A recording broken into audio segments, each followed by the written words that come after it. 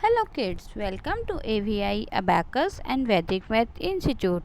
So kids, today I am going to tell you how to do reverse table of 9 on Abacus tool, like how to do subtraction of 9 times on Abacus. So as you can see, we have 90 on tool. So let's start. To minus 9 minus 10 plus 1. Again minus 9 minus 10 plus 1. Again minus 9 minus 10 plus 1. Again minus 9 minus 10 plus 1. Again minus 9 plus 40 minus 50 plus 5 minus 4.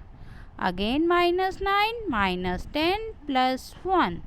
Again minus 9 minus 10 plus 1. Again minus 9 minus 10 plus 1.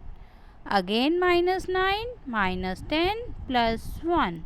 Again minus 9 directly, and the answer is 0. So kids, keep watching our channel, subscribe and like it. Thank you. Bye bye.